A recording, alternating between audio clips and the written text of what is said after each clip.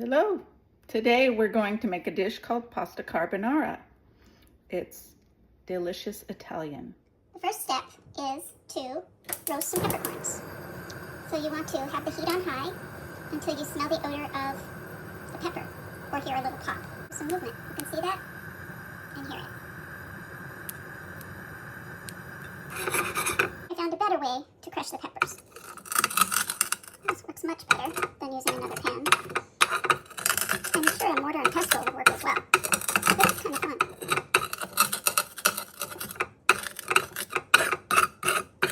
So evidently you want it to be kind of coarse. So I'm not really big on pepper, but this is one dish that it does taste pretty good with. I'm going to go ahead and get my water boiling.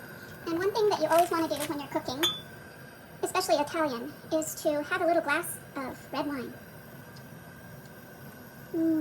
Next, we're going to cut up some guanciale.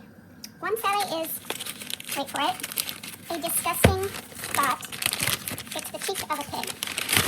But do not use bacon, do not use pancetta, do not use any of that other crap because it just will not taste the same. One thing about all these recipes is they never tell you how much to cook. So I'm just going to go ahead and decide. Now I'm attempting to make enough for 2 people. All right. So, while this cooks up, I'm going to get my cheese and eggs stirred in. You want to cook this pretty slow, but make it crispy but soft. When you boil the pasta, never break it. Just get it boiled up and push it in around the edges. Now you must use pecorino cheese. It's the most delicious, and you have to grate it very fine with one of these little. And there's the grated cheese. My guess is to use a cup per person. I'm making for 2. And again, I'm not a big fan of pepper, so I'm not going to put a whole lot in there. More than that, though. Okay. I'm messy. Oh well. Okay, so you want to use 2 eggs per person. 1 egg is going to be a whole egg. The next egg is going to be just the yolk.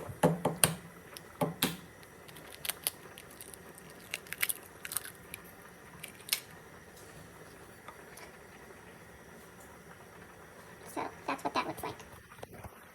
So you want to whisk this together and then add it to your cheese next. However that works for you.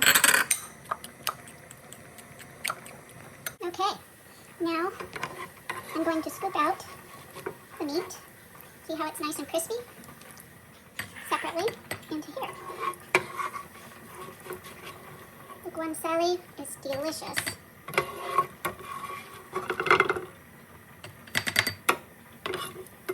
Okay, the pasta is done. You want to get a little bit of this pasta water and put it in your mixture. Whisk it in the right consistency. You'll add a bit more once you get ready to put your pasta in it as well, if it's not the right consistency.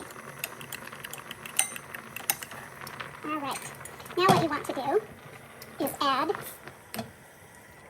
the pasta into the guanciale grease.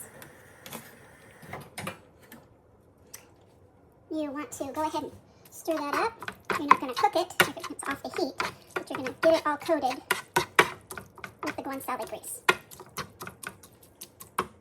And then you're going to add. So here's the grand finale. You don't have it on heat, but you want to put this here. If you need to heat it up, you can. You don't want to have it on direct heat, or you can scramble your eggs in your mixture. And then you just want to add this in. And the oil, along with the egg and cheese, makes a creamy sauce. You add in your guanciale meat.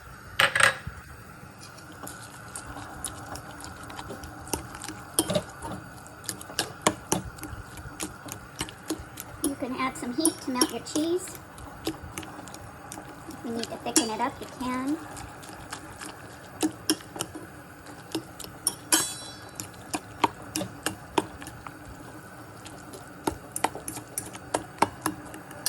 very, very fast recipe.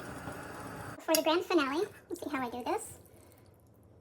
You're supposed to leave a little bit of guanciale and pepper to put on the top, but I didn't do that because I'm not all that festive.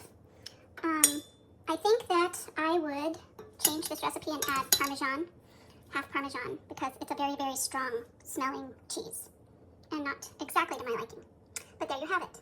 So there you have it. God, I hope it tastes good.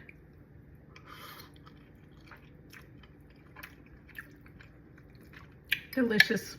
Yum. You can't go wrong. So it was a delicious meal. The ways that I would change the recipe is I double the amount of cheese. I would add the same amount of Parmesan, and I would double the amount of guanciale. And then add a little Parmesan to the end. And then it would be, mwah. Thank you.